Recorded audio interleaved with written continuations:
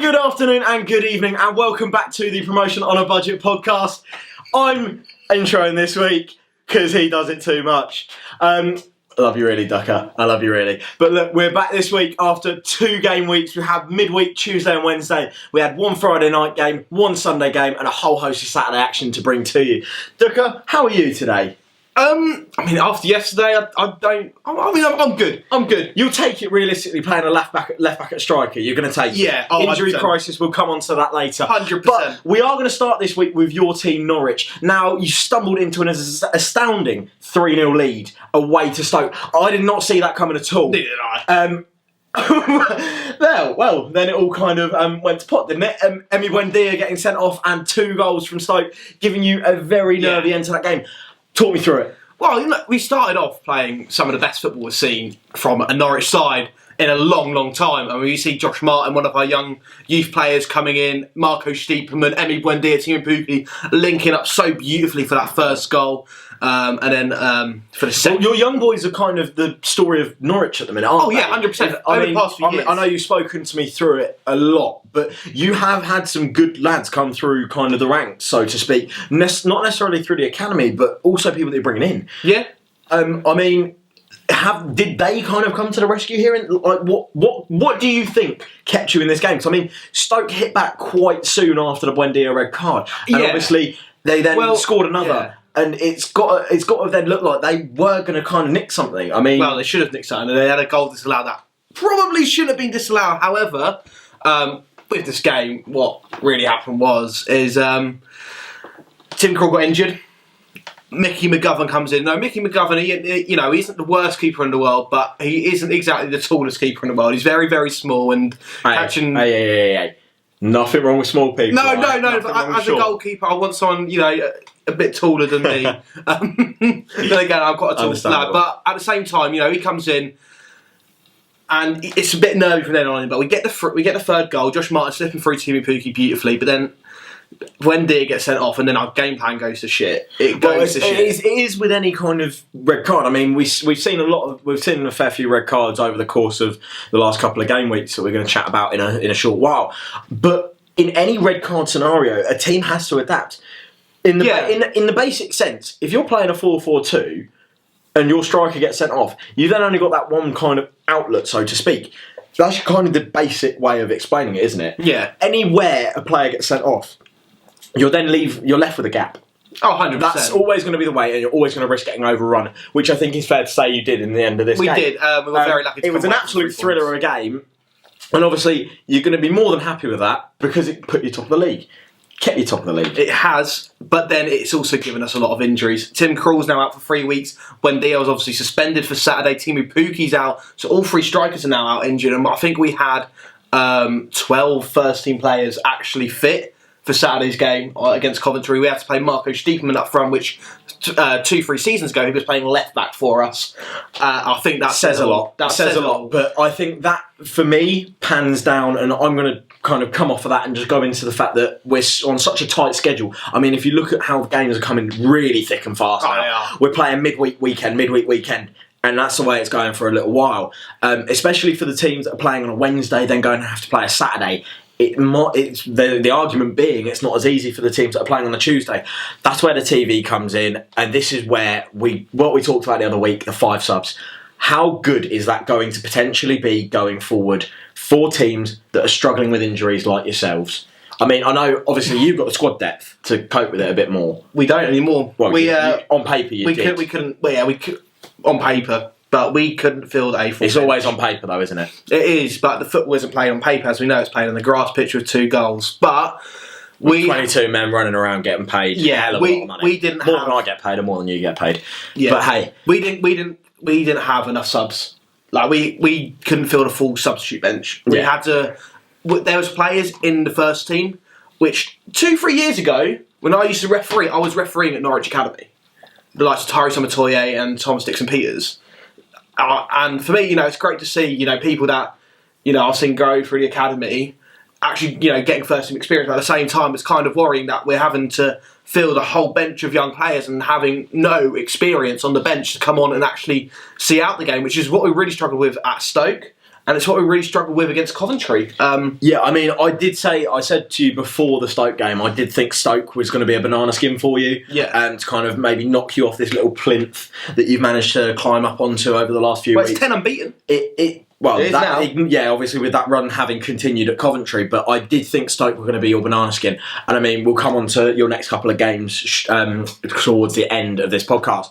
But we're going to move on now from your team, Norwich, and their away game to Stoke. We're going to move on to the other 3-2 of midweek. QPR facing Rotherham now. QPR stormed into a 3-1 lead going into half-time. Some very, very solid performances. And quite frankly, I did think that this was going to be a bit of a kind of game. It was never going to be a definite one-way swing. It could have gone either way, and obviously Rotherham did score that late goal, which gave them a little glimmer of hope, and maybe could have capitalised on it a bit better. But whenever a team goes that kind of I always say that 2-goal margin in the lead, you've got to try and see the game out from there. Exactly. They have done that. QPR's a massive 3 points for them. 100%. I think Elias Chair scored again for QPR in that game. He did, yeah. He got the opener. Yeah, so obviously he was on two games with 2 goals. So that's a good run for him. QPR, for them at that point, that's 4 points from a possible 6, which a team struggling near at the bottom is very, very good. Yeah, again, we talk about on teams on paper, they haven't got a bad squad at all. I mean, if you look at the way that they kind of went about going into a 3-1 lead, obviously Rotherham did pull one back, Michael Smith, in the 38th. And then you look into how they've Rotherham have so-called fallen apart. They've conceded 2 goals, one of which being a penalty in 3 minutes that were of the 4 of added time. Now, you look at it and go, right, okay, QPR has scored a quality player, actually, Bright Osai-Samuel, I must say. Yeah. I've seen him play a number of times and I'm actually very impressed. I think he's got a very bright future ahead of him. But you can't allow teams that have the calibre to do you damage to score twice like that in quick succession, especially before half-time. 100%. No, you can't. And Rotherham they would have been really, really disappointed with themselves to concede 2 goals in such quick succession in that game. Especially against a team such as QPR, who aren't really going to be high-flying up the table. They're going to be in around the same area. So effectively, it was a relegation 6-pointer. But for Rotherham overall, it's a bit weird to almost be saying a relegation 6-pointer this early in the season. But I back QPR not to be down there at the end of the year. I think they've got enough to stay around. And a bit like what we said about when Eze left as well. It'd be interesting to see what QPR do in January. Really interesting to see what they're doing in January. They must have money to spend. Anyway, we'll move on. Middlesbrough 3, Derby 0 in midweek as well, which was one of the standout results. Wow. That was back from a loss from the previous weekend, Middlesbrough, who they lost to Norwich. Derby... When will the rot stop? When will the rot stop? Could it get any worse? Oh my lord.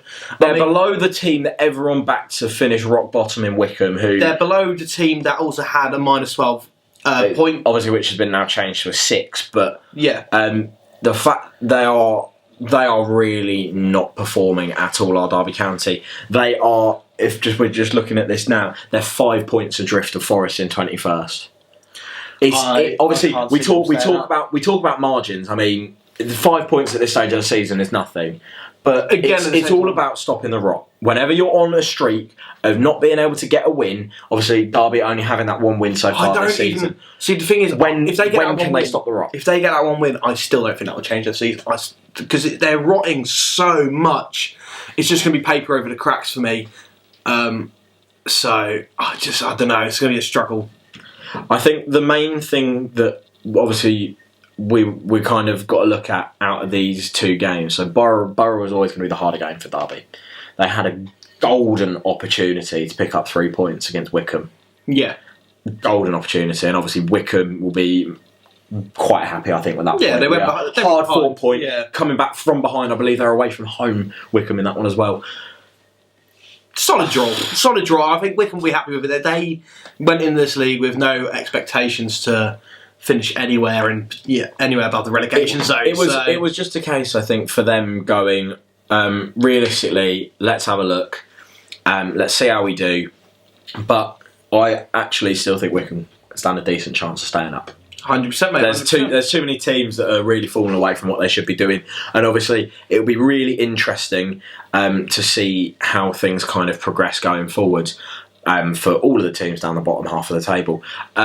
Now, moving on to the next game, quite a big 3 points won for Coventry at home against Cardiff. Cardiff, obviously, playoff hopefuls last season. They're kind of having, again, a bit of a rocky start to the season. Yeah, a bit inconsistent, but at the same time, they all feel really hard done by this result because they should have had a goal that should have stood. It was two Coventry players coming in between each other, and the ball just fumbles into as an own goal into their net. But it was given as a foul, unrightly so, because obviously it was a collision between two Coventry defenders, not a Cardiff player involved. So it should have probably been a draw. But for Coventry, on the other hand, take that away. Huge 3 points. Massive for them if they want to survive in this league. You've got, you can get wins like that throughout the season. They, I think, are looking like a force at times. Yeah. You look at the results that when they picked up results, you look at some of the teams that they have beaten. Yeah, such as Reading, Cardiff. They obviously got a point. They got a point at Norwich. So just going on that, that's a team who did very well last season, a Premier League relegated team when they picked up a point, and a team that at the time when they played them were unbeaten. Yeah. There's some huge positives in there for Coventry. I mean, and I've sat down and watched Coventry a couple of times now. They have got some very, very bright sparks in that team. That Dabo, I can't remember. I think it's Dabo. The right wing back. Yeah, he's very exciting for me. Sam McCallum as well, the left wing back for him. It didn't play against Norwich, obviously he's on loan from Norwich, but he's very exciting. And Tyler Walker as well, the striker. Big fan of him. Looks very good. Callum O'Hare and Matty Godden. The main spark for me in that Coventry team that I've really enjoyed watching, and obviously he scored, I still don't know if it was a wonder goal or an absolute bit of a fluke, so to speak, lobbing Ben Foster when they played. We'll call it a wonder goal. We'll call it a wonder goal. It was a very nice header. Gustavo Hamer in the midfield has kind of really kept them ticking, and one that I, on a personal note, have enjoyed watching is Dominic Hyam in the centre of the defence. Yes. Obviously, you always enjoy when players leave your own team, and I'm sure everyone can relate. When a player does leave your team, especially when you're a youth academy, you do enjoy seeing how they progress. I mean, you've got a few of them knocking around. I know we have, and I'm sure a lot of other teams have seen a lot of young players go on to success. We are seeing a lot of homegrown talent actually coming through the ranks a bit more. 100%. In and around the championship. Especially with the 5-sub rule, that does help a lot. It's really enjoyable to watch. I'll let you move on to the next one. Yes, obviously, in the Lancashire derby, Blackburn defeated Preston 3-0. I think one of the big talking points from that game is Tyrese Dolan, who was released by Preston, I believe, in the summer, joined Blackburn, had a really good pre-season with Blackburn, got into their first team and is scoring goals for fun and scored against his former club Preston here. So Blackburn have got themselves an absolute still there with Tyrese Dolan by the looks of it, and picked up on a free after being released from Preston. Preston will be very disappointed with that. With Tyrese Dolan as well, it's an off the bench. He come off the bench and then, not even 10 minutes later, 8 minutes later, has put the ball in the back of the net to seal the win. Quite frankly, you've got to look at how the game's gone about. Obviously, Preston hosting the game would kind of you always fancy your chances a bit more when you're at home. They've gone down to 10 just before half time, and as a double blow, they've then conceded a penalty just before half time. So Adam Armstrong, again, popping up with a goal, solid striker as per usual. But Joe Rafferty getting sent off has got to be a turning point in that game. By any argument. It's not. I'm not doubting. I mean, looking at the stats, but it's similar to the Norwich game for me in this. That sending off changed the whole game. You look at that, Norwich were in complete control against Stoke, but sending off from when Stoke were all over them. In this one, and in this one Preston as well. were not. No, they weren't all over it, but the fact is, the game was still in their hands. The game was. It was 100% 0-0. Looking like half time was going to come round.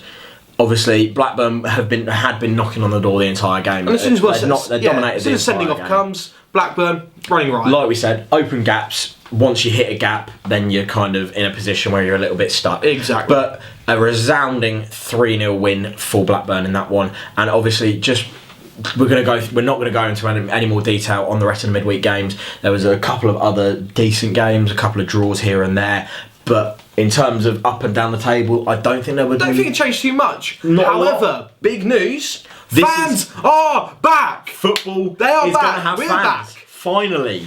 How long has this one been in the offing for? This is, I think, probably one of the biggest, if not best, talking points that has come out of football this week. Oh, 100%. I've been waiting for this since the start of March. The minute they called it off, I was like, right. I looked on my fixture list, when's that next game that I can go to? And that date kept getting pushed back and pushed back and pushed back. And now you look at it, we are a week away from fans being back in football grounds. It's close. Across the country. But for us, fans are back in the Championship. That's what we want. And that's what we've been asking for so long. It may only be 2,000, but the fact is fans are back. It's huge. It'll be huge for the teams, huge for the clubs. We'll be able to get a bit of revenue from it.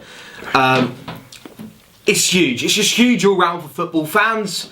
Like, as a fan myself, and as a fan for Josh, that 90 minutes that you get going to football week in, week out is probably one of the best 90 minutes of your life. You look forward to that Saturday at 3 p.m. kickoff. You know, maybe go to the pub with your mates, having a few beers, go to the game with your family, stuff like that. That's the 90 minutes you look forward to every week. That is huge for football fans' mental health. And having these 2,000 fans back is going to do the world of good for football fans. It's absolutely brilliant. I mean, not only, I know you touched on it, the revenue that the clubs are going to get, the clubs obviously that can get the 2,000 fans in, it's going to be brilliant for their revenue, especially the teams that, a lot of teams have actually been struggling financially.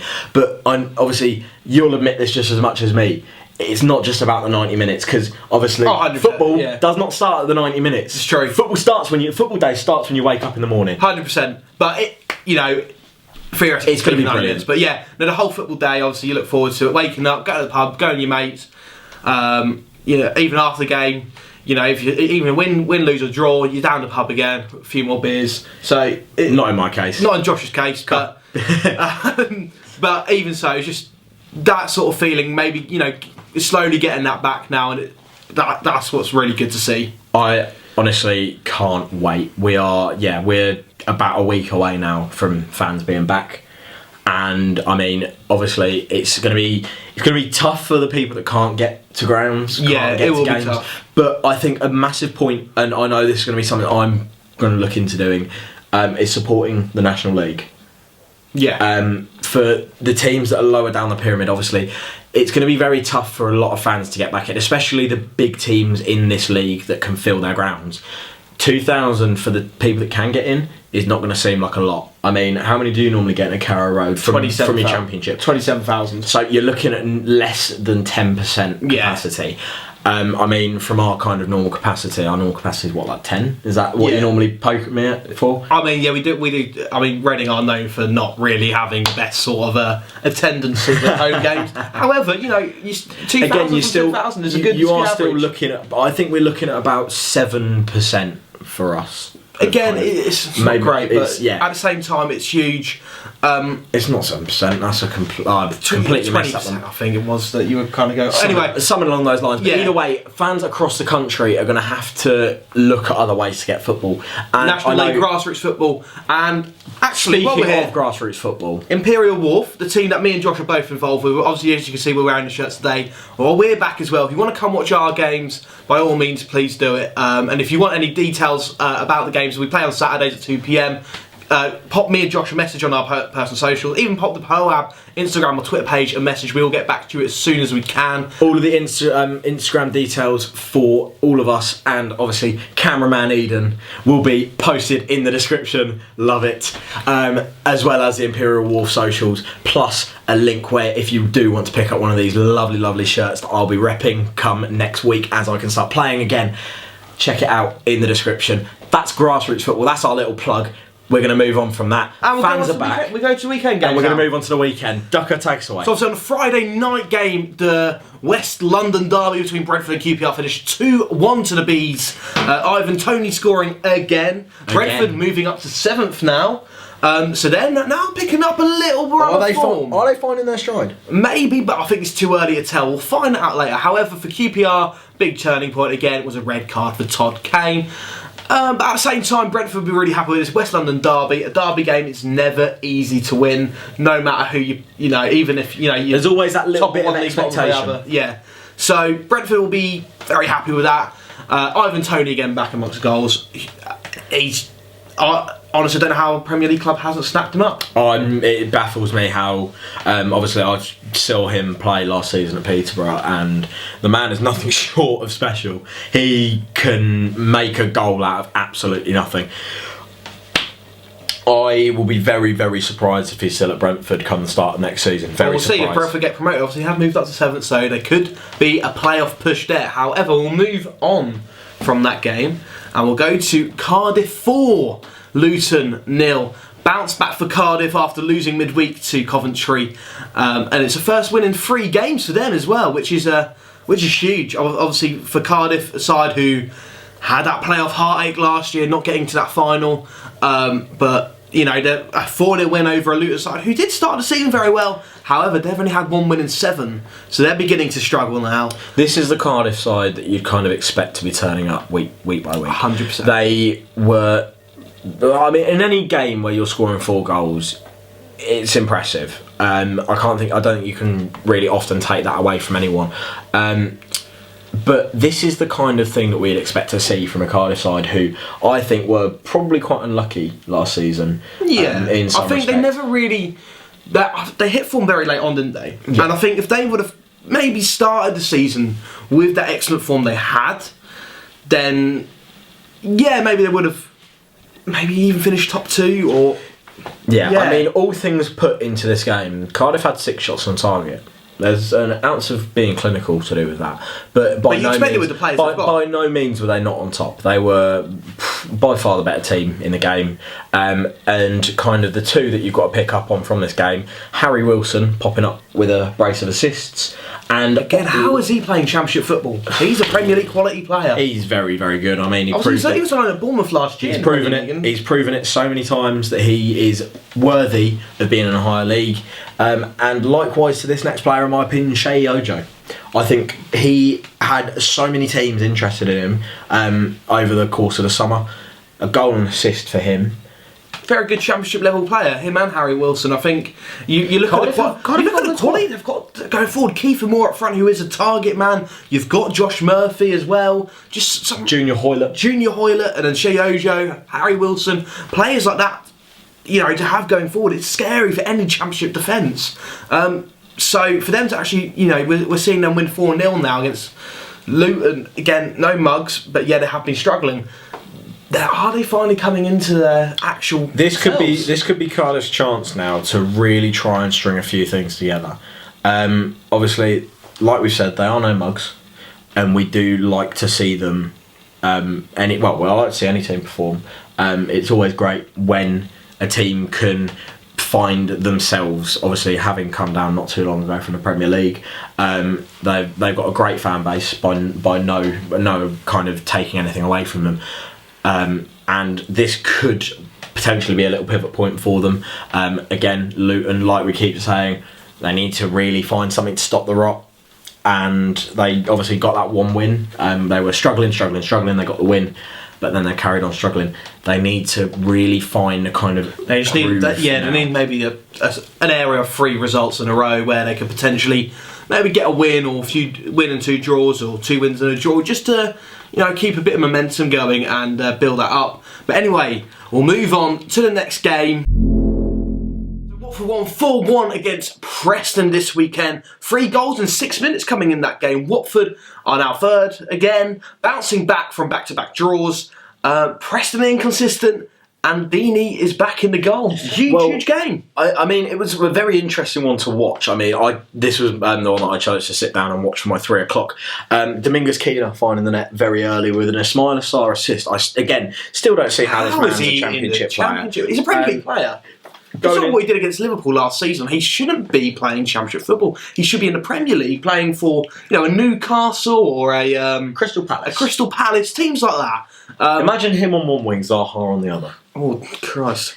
Gives me We're not here to talk about the Premier League because that league's boring. This is the best league in the world. Championship football out of the Championship. Moving into, obviously we had the game kind of hit half time.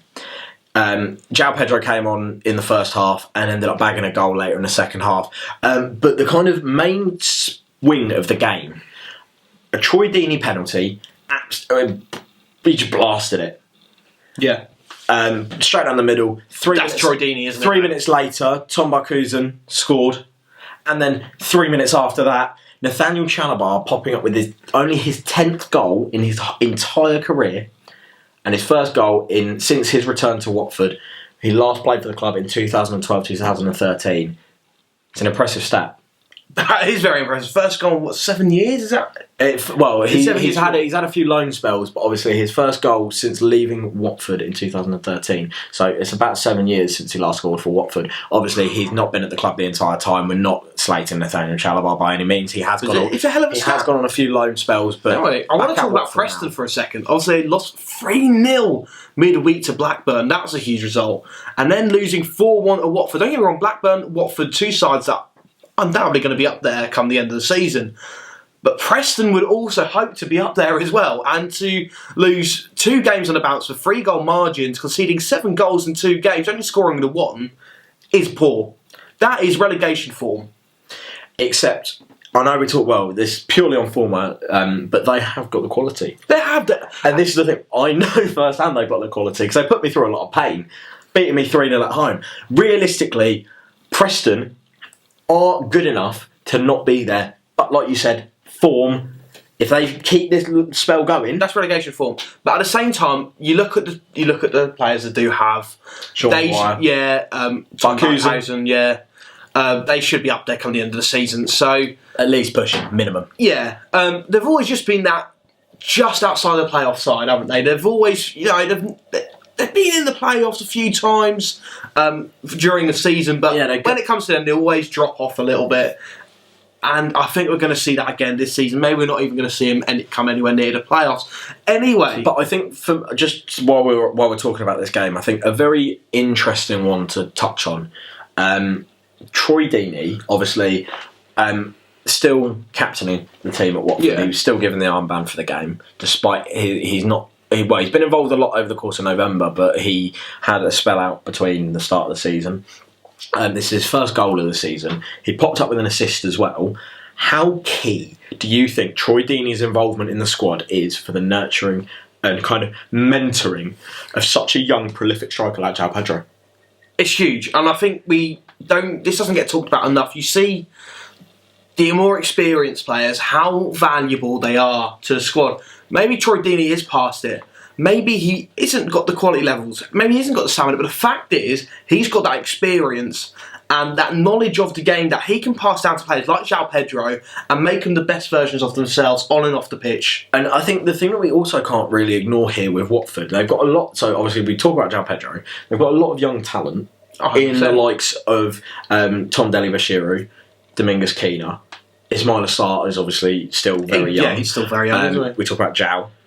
Troy Deeney is not the only kind of experienced striker they've got at the club. Glenn Murray also plays for Watford. Now, to have the likes of those guys in terms of nurturing the attackers, they've got Craig Cathcart, a very experienced centre-half. Ben Foster, a very experienced goalkeeper. By no means bad. They are they're still championship quality players. Yeah, at least. If I could get my words out properly, they still string together very, very good performances. Ben Foster, for me, is one of the best keepers I've seen this season. Obviously, I'm not going to take anything away because I've only seen half of the league play from everyone else I've not seen play. But for me, Ben Foster and the Bristol City goalkeeper, I'm mind blanking over his name now. Dave Bentley? Bentley, of course, have been the best two keepers I've seen play this season. Have you, just start a question, you haven't seen Tim Krul play this season, have you? Okay, now you I was going to say, if you see Tim Krul this season and not put him first, I'll be very, very shocked. But I'll allow it because you haven't seen him play I've not seen him play. Anyway, we'll move on to Huddersfield 3, Middlesbrough 2.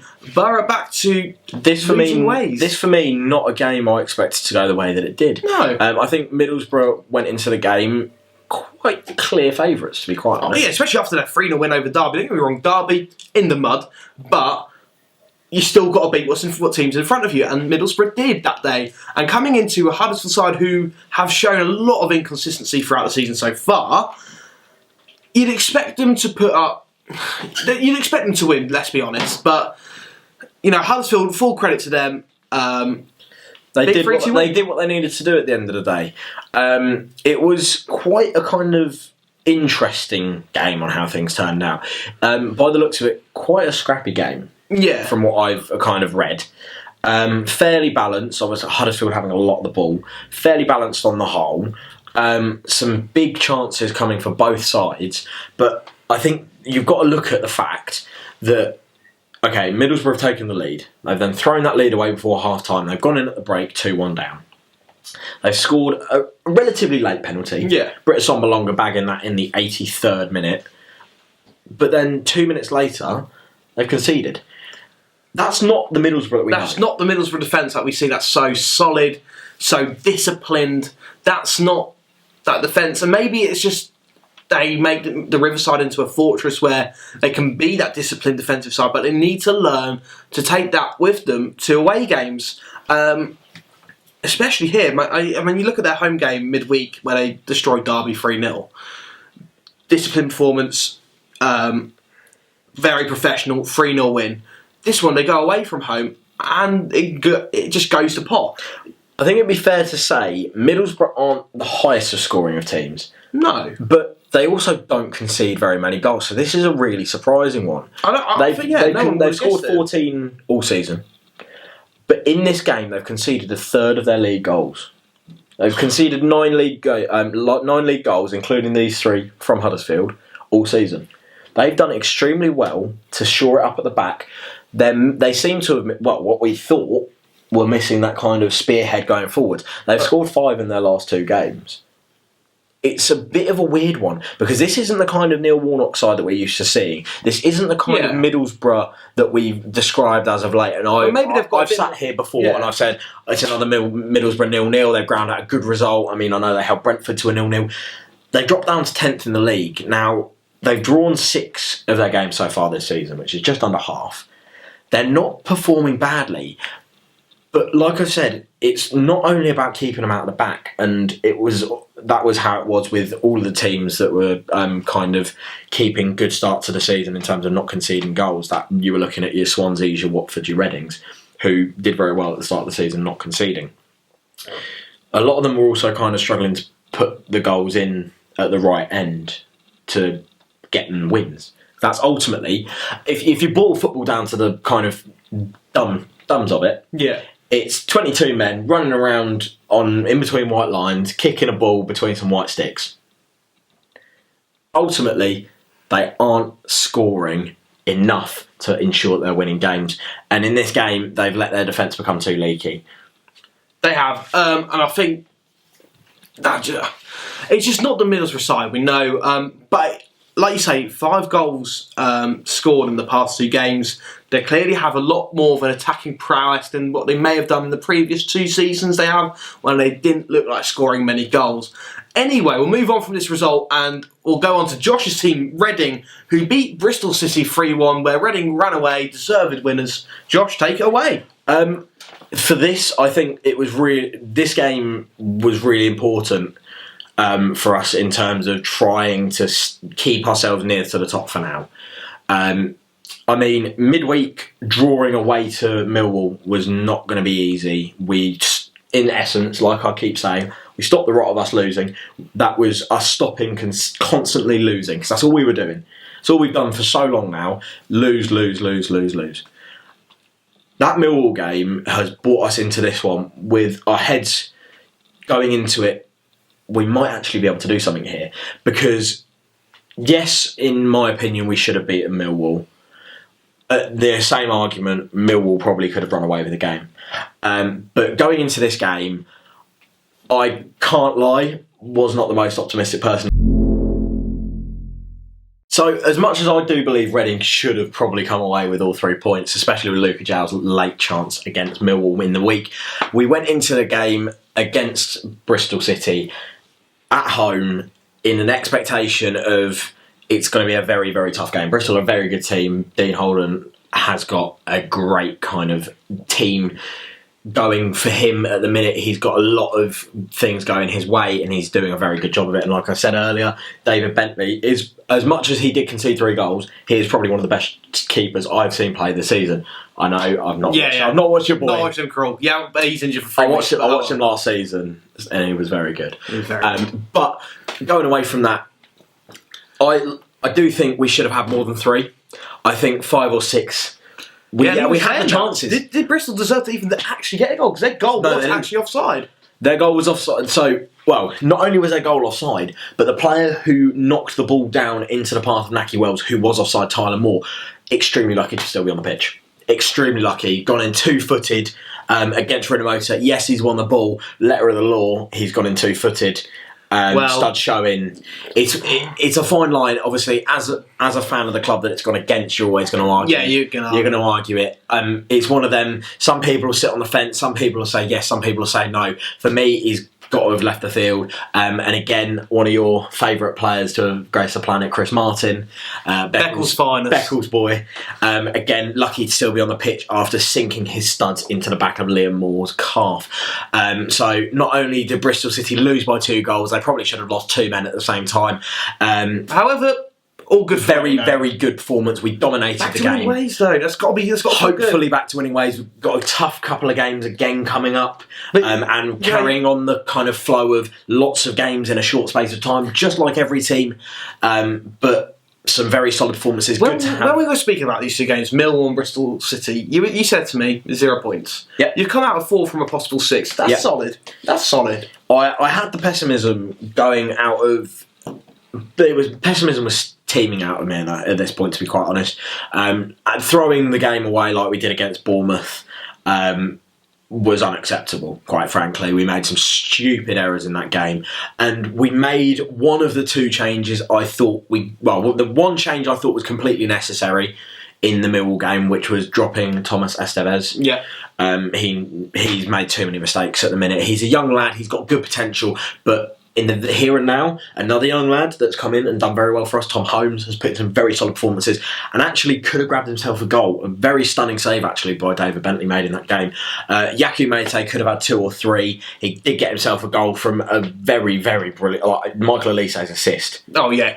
He's one for the future. He has already attracted interest from big teams, to which I say hands off. However, all in all, it was a very solid performance. And we definitely could have come away with a lot more. The interesting one was actually I think an interesting point that doesn't get spoken about a lot from this game. There was a nice little spat on the sidelines between the 2 coaching staff after the Tyler Moore tackle. I didn't even hear about this. So Veljko Paunovic has actually got booked at the time, and it's kind of both coaches have kind of gone away from it and agreed and kind of kissed and made up, so to speak, if you want to call it that. It was a heat of the moment thing. Apparently, a couple of our guys said something to them. Vice versa. It was all kind of stemming from the fact that our coaching staff were adamant that Tyler Moore should have been sent off. It's quite a funny one. Dean Holden's he's chosen not to reiterate what was said to him at the time, but any kind of sideline clash can be quite interesting. And it would have been very interesting to see what might have actually happened had there have been, well, not that we get many fans in the ground anyway, but if there were any extra voices there, what could have actually happened. But I'll touch on that again shortly. Let's leave on. And we'll go over to Rotherham 2, Bournemouth 2. A banana skin. A big banana skin for Bournemouth. Really good point for Rotherham. Maybe they were unlucky not to pick up all 3. They did go ahead. They did take a 2-1 lead. Bournemouth with an equaliser. Dominic Solanke again. Exactly. He's starting to prove his form in the Championship. But Bournemouth still second in the league. Rotherham, that's their 4th goal in 2 games. They're now starting to score goals as well. And a man behind 2 of the goals in that game was Freddie Ladapo. Well, he actually scored 1 goal in the game midweek for Rotherham. Did he? So Exactly, there we go. He scored a brace at the weekend for them, and he got a goal in midweek. The one thing I have to look at from a Bournemouth perspective, yes, okay, they dropped points. They're not a bad team. I'm not saying this at all. They've conceded a lot of goals as of late. A lot of goals. Yeah, they've conceded 2. But 4 in the past 3. They've scored a lot of goals as well. Yeah, I think they remind me a bit of how Norwich went up a few seasons back, how they're trying to constantly outscore the oppositions. In their last 3 games, you look at Bournemouth, right? So their last 3 games, so from last Saturday to they just gone, they beat Reading 4-2, so they scored 4, conceded 2. They beat Nottingham Forest 2-0. Okay, so they've kept a clean sheet in that one, scoring another 2. So they scored 6, conceded 2. They've conceded another 2 goals. So they've conceded 4 in 3 games and scored 8. Again, it's not awful, but like you said, it's outscoring the opponent. It seems to be the way that's going to catch him out. That's going to catch him out. Maybe defensively in January they need to look at improving. But however, they are still second. And this isn't a game Rotherham will be really happy with this. And Freddie Ladapo does look like a very decent striker and could be the man to keep him in this division. I know how much you said you love Rotherham, and I'm sure as not only someone who really appreciates Rotherham, but the man of a team who actually is at the top of the league these days, because, you know, you don't mention that to me enough these days.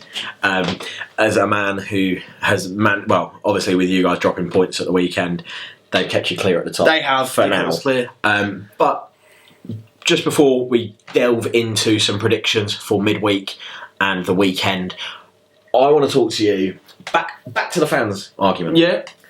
What difference do you think having 2,000 fans in for home teams is going to make? Obviously, it's a real shame that we can't have fans back in all of the grounds. Yeah. What difference do you reckon 2,000 fans can make for some teams? Obviously, away from the financial, we're talking solely performance-based now. Do we know if fans are allowed to chant or not? I don't know the whole ruling on it. I think we can talk about this. I can remember when Norwich had the pilot game, we had 1,000 fans and you could hear them. And it made a big difference. It urged Norwich on to get that late equaliser that we did against Preston very early on in the season. If the fans are allowed to, make noise, but still socially distanced, of course, I can see it being big. Having that urge on, that extra urge, not just someone clapping from the side. It's going to be great for the players. It's going to be so important for them. It's going to be a motivation as well as potentially a downer in certain respects. I mean, if you're at home and you're getting battered 3, 4, 5 goals, your fans are going to make it heard. Unless they're not allowed to, of course, because, you've got to, at the end of the day, as much as we want to be able to scream and shout and cheer and clap, we need to adhere to what's being set out for us. It is obviously a shame, like I say, that we can't have fans in all of the grounds. And as much of a shame for myself and yourself who love to go to other grounds, not just our own, that we can't have away fans. But at such a testing time for everyone, I think this is going to be a brilliant thing to have. And hopefully we're all back to normal soon. And I mean, once we kind of have a bit more of an understanding about it ourselves, we'll touch on it again next week. I think that's probably a really key thing that we can look at. And I mean, we'd love to hear from you guys next week. If you do manage to make it to a game, feel free to send us a DM on the Instagram, leave a comment down below on this video or on any of the videos that we release. Let us know how you found the game. We'll be putting a post out on that Saturday. Let us know, because, I mean, for me, I'm unfortunately not going to be able to make it to a game, and I don't think I'd qualify from loyalty points anyway, because I don't have that many. Well, I have enough, but not as many as I thought. I'm hoping to maybe go to a game sometime this month. I'm hoping to get to one at some point. To get to one. Fingers crossed, eh? But we'll have to see. Let's move on. We'll go on to the midweek predictions. We'll quick fire them. We're going to get Eden behind the camera involved. I'm going to read them out, and off we go. Cardiff Huddersfield. It's going to be a thriller, this one. Both teams like goals on the weekend, so I'm going to go 3-2 to Cardiff. I'll match you on that, 3-2 to Cardiff. 2-2. Desmond. Next game, Birmingham Barnsley. Ooh, I'm going to go 1-1 draw. I want to be different to you. I was going to say 1-1. I need to stop letting you go first. I think Barnsley. I'm going to edge this. Barnsley. Come on, Barnsley. What score? 2-1. 2-1. 1-0 Barnsley.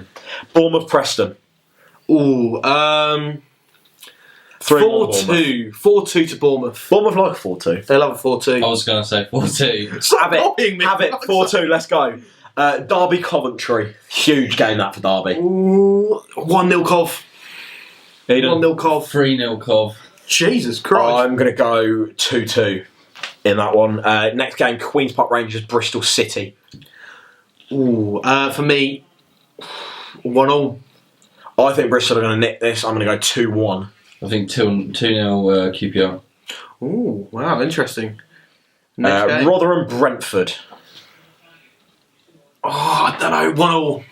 1-0 again. 2-1 Brentford. And that moves us on to the Wednesday games. We're moving on now. Middlesbrough, Swansea. Quite a good game this one could be. Again, Middlesbrough like a goal. Swansea. I don't know. Oh, it's a difficult one. 0-0. 1-0 Swansea. I can see Swansea nicking it. 2-0 Swansea. Blackburn, Millwall. 2-0 Blackburn. 2-1 to Blackburn. 1-1. Luton, Norwich.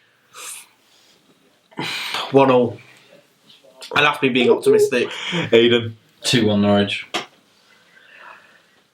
1-0 Norwich. We've got Buendia back, and that's the only optimism. 1-0 Norwich. That's I'm all. going 1-0. Nottingham Forest, Watford. 2-0 Watford. 3-0 Watford. You were going to say 2-0, weren't you? I was going to say 2-1. Okay, that's But right. I'm going 1-0 3-0. Watford. 1-0 Watford. I back Watford to keep a clean sheet. They're solid at the back as per usual. Reading playing away to Sheffield Wednesday on a Wednesday because we've not all heard that one before. Do you know, I'm going to scrappy 1-0. Scrappy 1-0 Yaku to... Mate with the goal. It's going to be a Reading. Stick a bet on that. Gamble responsibly. When the fun stops, please stop. Eden. Wednesday 6-0. I don't like you. No, I think it's going to be a tight game. 2-1 to the Ding. Wickham Stoke. I'm going to go out there. 1-0 Wickham. 3-1 to Stoke. I think Wickham will get a goal. 2-0 Wickham. Okay, and moving on to the Friday game of the weekend. Barnsley host Bournemouth. 2-0 Bournemouth. 2-1 Bournemouth. 4-1 Bournemouth. And on to the Saturday game after the Friday night fixture. We have the early kickoff. Reading host Nottingham Forest. Another 12:30 kickoff. Again for Reading. I think that's a fourth one in a row. 3-1 Reading for me, but it needs to be worth the early wake up. It's going to be a lot tighter than you think. 2-1 Reading. 1-0 Reading. Brentford host Blackburn. I think this one's going to be a thriller. 3-all. 2-2 for me. I don't think there's going to be as many goals as you think. 3-2 Brentford. You just like trying to contradict me, don't you? I do. I do. Makes you happy. It does. Whatever makes you smile. Hey, Yeah. I know you like smiling. I love smiling. We're going to go next on to Bristol City, Birmingham City. 2-1 Bristol. 2-0. Comfortable win for Bristol City. 2-1 Bristol. Coventry hosting Rotherham. 1-0. 0-0. 1-0 Cov. Huddersfield host QPR. It's going to be a thriller. 3-2 to Huddersfield. I don't think this one is going to be a thriller. I'm going 1-0 Rangers. Really? Yeah, I agree. Really? We'll see next week. We'll see. We'll see next week. Millwall Derby. 4-1. No, 4-0. 4-0. Derby ain't even going to score. 4-0 Millwall. 3-1 Millwall. 2-0 Millwall. Norwich City hosting Sheffield Wednesday. By that time, we should have Teemu Pukki and Emi Buendia back, so I'm going to be a fair bit more confident. So, going to go with a 3-1 win for Norwich. I'm going to say this one is going to be a 1-1 draw. 2-1 Norwich. You're probably not wrong, mate. I'm not going to lie to you. I'm just being a bit optimistic because we'll have our striker and midfielder back. Mate, you've always got to be optimistic when it's your own team. This is why I keep predicting Reading to win, even though deep down, realistically, I'm like nervous every week. Can we stop telling everyone our tricks? Eden, I mean, I know how you feel. Like you've got to be optimistic, right? He's a Fulham fan. Anyway, we'll move on. Moving on to the next game, Preston host Wickham. Oh, I'm going to be really controversial here. 2-0 Wickham. I don't disagree with you. I think Wickham have this in their locker. Preston really they looked awful yesterday. I'm going to say they're going to concede 2-1. 2-1. What about you? 1-0 Wickham. I'll go for Wickham. Stoke City, Middlesbrough. Ooh, clash just outside the playoffs. Oh, you do know what this game screams, don't you? 0-0. It just does. 0-0. 0 shots on target. Yeah, let's go for a 0-0. 0-0's all round, are we going with? 0-0's all round. Swansea Luton. 4-1 5-0 Swansea, I'm being honest here, because Luton looked absolutely horrific against Cardiff. Then again, they'll probably pick up points against us midweek. Swansea, I think, are going to win this one 3-0. I think they're going to run away with it. 4-1 Swansea. And the last Saturday game is Watford hosting Cardiff City. 2-1 Watford. 3-0 Watford. 1-0 Watford. And I believe that does wrap us up. Let me just double check. Double check, triple check. Doeke, this is the point where you meant to start dancing and entertaining everyone. So I believe that should be it. So if you have enjoyed this video, go subscribe. Go follow the socials, go like, go leave a comment on what you want us to talk about next week. Also, go check out Imperial Wharf on YouTube, Instagram, and go buy the new away shirt and home shirt if you like the look of it, which, I mean, we all do. They are very sexy shirts. Very nice. But apart from that, guys, we'll see you next week. See you later. Big thanks again, cameraman Eden. Really appreciate it, as per usual. And just one from me, and I know he probably forgot to say this. Big thank you to everyone who has reached out and is supporting us so far. We'd love to interact with you guys more, so please don't hesitate. Let us know what you think. Leave a like, a comment, whatever you feel like. Until next week, goodbye. See you later. Tickle the bell.